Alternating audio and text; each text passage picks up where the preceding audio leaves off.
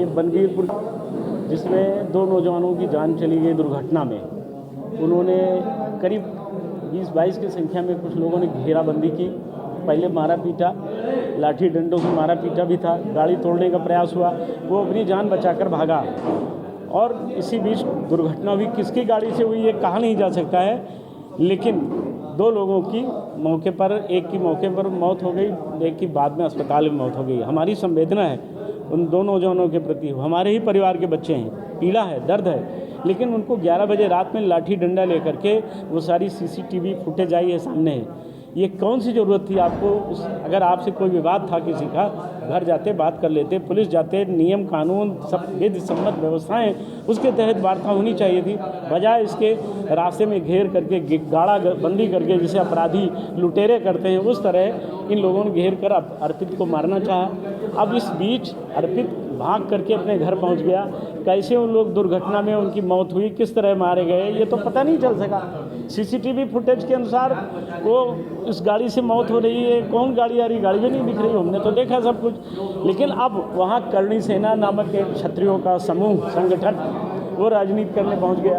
हम इनको रहने नहीं देंगे। आप कहाँ भगा देंगे? आप मुगलों को भगा नहीं पाए, अंग्रेज़ों के खिलाफ आपने घुटने टेक दिए, आप ब्राह्मणों को इस देश से निकाल देंगे? क्या बात करते हैं? इसलिए हमें सबसे कठिन जाति अपमाना, यद्यपि जग दारुण दुख नाना।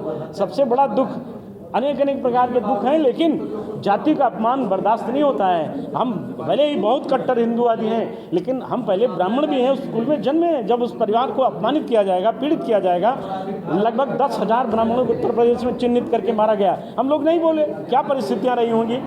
आप कानपुर से लेकर, उन्नाव से लेकर गाजियाबाद, दिल्ली और गोरखपुर, देवरिया तक मारते रहे, हम लोग मौन रहे। लेकिन हमारी आंखों के सामने अयोध्या में जो हो रहा है, मैं इस परिवार को बलभद्र प्रसाद दुबे से 5वीं पीढ़ी में अखिलेश्वर दुबे का बेटा अर्पित दुबे तक को मैं लगभग उनको सुना है, इनको जान रहा हूँ। सब पुराने संपन्न लोग हैं, जमींदार लोग हैं। इनका घर, इनका मकान, इनकी गाड़ी, इनका रहने का तरीका, खाने पीने का ढंग देखकर लोगों को पीड़ा होती है। इस पीड़ा का ये मतलब तो नहीं, ये सोल्यूशन तो नहीं है कि आप इनको रहने नहीं दें। वहाँ इनकी संख्या आप भगा रहे हैं, जहाँ आपकी संख्या कम होगी वहाँ हम आपको रहने देंगे? हमारे राज्य का मुखिया चिल्लाता था बटोगे तो कटोगे, तो अब क्या हो रहा है? अब इस राज्य के मुखिया को इसमें हस्तक्षेप करना पड़ेगा, मुख्यमंत्री को बोलना पड़ेगा।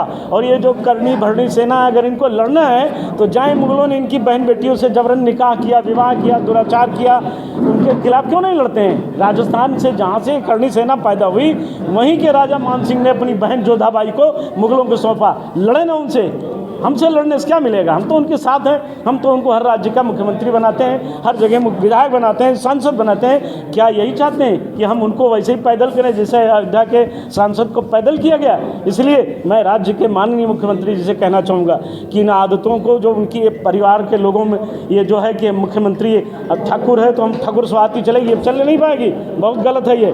और इस परिवार को हम ना तो झुकने देंगे न मिटने देंगे। इनके साथ पूरी ब्राह्मण जाति खड़ी है। आदरणीय राधेश्याम मिश्र जी, चाणक्य परिषद के बड़े, देश में बड़े जाने माने व्यक्ति, आदरणीय रामानुज तिवारी जी, ये राष्ट्रीय संरक्षक हैं चाणक्य परिषद के, पंडित राधिका प्रसाद पांडे जी, इस उम्र में सब लड़ने आए, संघर्ष करने आए, बताने आए सरकार को समय पर चेतिए, हम उठेंगे तो आपका बेड़ा गर्क हो जाएगा।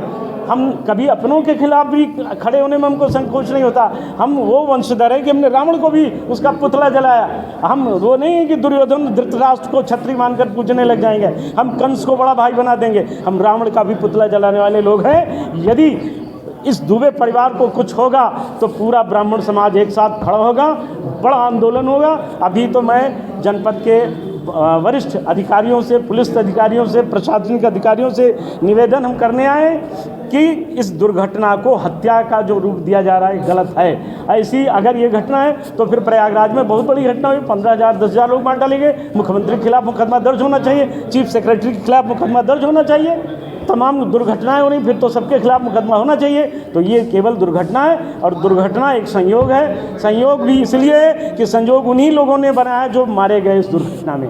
अगर ये गंदा काम न करते तो दुर्घटना होती ना। इसलिए इसको यही यथास्थिति प्रशासन को चाहिए कि दुर्घटना को दुर्घटना मान करके हत्या का मुकदमा वापस ले लें।